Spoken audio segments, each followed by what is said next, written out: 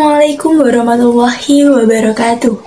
Innal hamdalillah nahmaduhu wa nasta'inuhu wa nastaghfiruh wa na'udzu billahi min syururi anfusina wa min sayyiati a'malina may yahdihillahu fala mudilla lahu wa may yudlilhu fala hadiyalah. Asyhadu an la ilaha illallah wa asyhadu anna Muhammadar Rasulullah la nabiyya ba'da amma ba'du. Yang saya hormati Bapak Hervin Joki Pradikta MHI selaku dosen pengampu mata kuliah Filsafat Hukum Islam Universitas Islam Negeri Raden Intan Lampung. Izin memperkenalkan diri, nama saya Rizka Malina Ranito dari Prodi Hukum Tata Negara kelas A Fakultas Syariah Universitas Islam Negeri Raden Intan Lampung. Pada kesempatan kali ini saya akan mempresentasikan materi mengenai filsafat hukum Islam dengan tema pendekatan filsafat hukum, ilmu hukum dan ilmu sosial. Poin yang pertama yakni ilmu hukum. Ada beberapa pendekatan yang dilakukan oleh manusia untuk meneliti dan juga memahami dunia beserta isinya. Salah satunya yakni pendekatan filsafat. Nah, melalui pendekatan filsafat inilah memungkinkan manusia untuk mengerti dan juga memahami dunia dari hal, nilai, dan juga maknanya. Filsafat merupakan pendekatan yang menyeluruh terhadap kehidupan dan juga dunia, yang mana berusaha untuk menyatukan pemahaman tentang moral, estetika, dan juga agama.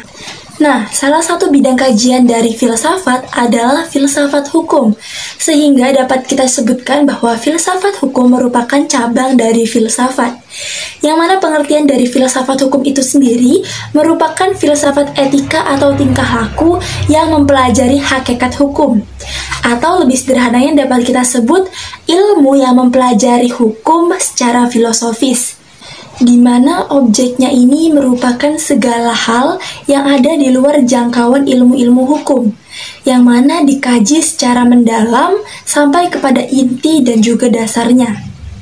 Misalnya, pembahasan tentang apakah hakikat hukum itu, atau apakah hukum itu, atau bagaimana hubungan antara hukum dengan kekuasaan, dan lain sebagainya. Sehingga dapat kita katakan bahwa filsafat hukum ini menjawab pertanyaan-pertanyaan yang tidak terjawab oleh ilmu hukum. Kemudian poin yang kedua yakni ilmu sosial. Filsafat sosial ini merupakan cabang dari filsafat yang mempelajari persoalan kemasyarakatan secara kritis, radikal, dan juga komprehensif. Nah, teman-teman, perlu kita ketahui ternyata persoalan kemasyarakatan ini sudah menjadi objek penelitian sejak masa Plato dan juga Aristoteles. Nah, menurut Plato dan juga Aristoteles, susunan masyarakat itu mencerminkan susunan kosmos yang abadi. Jadi, manusia itu berkewajiban untuk menaati susunan itu demi keselamatannya. Apabila tidak, maka ia akan menghancurkan dirinya sendiri. Lalu, pada abad pertengahan, masyarakat Eropa ini menerapkan sistem yang sama dengan pendapat Plato dan juga Aristoteles.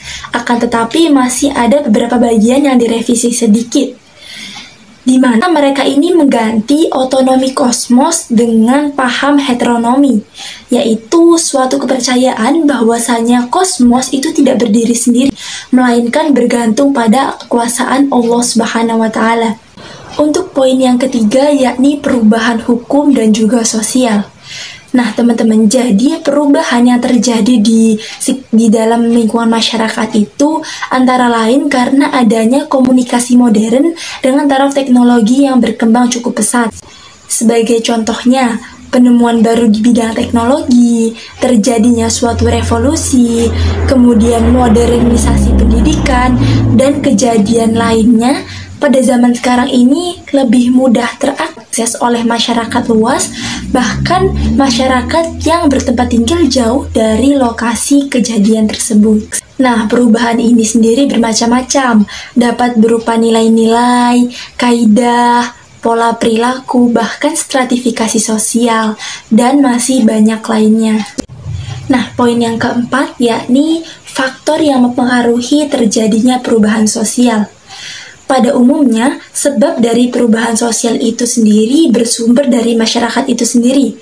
Namun, tak jarang juga sumber dari masyarakat yang lainnya atau bahkan alam di sekelilingnya. Nah, sebab dari perubahan sosial yang bersumber dari masyarakat itu sendiri antara lain yang pertama, bertambah atau berkurangnya penduduk. Yang kedua, adanya penemuan-penemuan baru. Yang ketiga, pertentangan dan terjadi revolusi. Dan juga masih banyak lainnya. Adapun perubahan sosial yang bersumber dari luar masyarakat itu, misalnya adanya sebab-sebab dari lingkungan alam, kemudian terjadinya peperangan, lalu yang ketiga adanya pengaruh kebudayaan dari masyarakat lain, dan masih banyak lainnya. Baik, mungkin cukup sekian pemaparan materi yang dapat saya sampaikan sebagai pemenuhan tugas mata kuliah Filsafat Hukum Islam. Apabila ada salah-salah kata yang kurang berkenan di hati, mohon dimaafkan dan semoga video ini juga bermanfaat kepada teman-teman yang menonton. Sekian, terima kasih. Wassalamualaikum warahmatullahi wabarakatuh.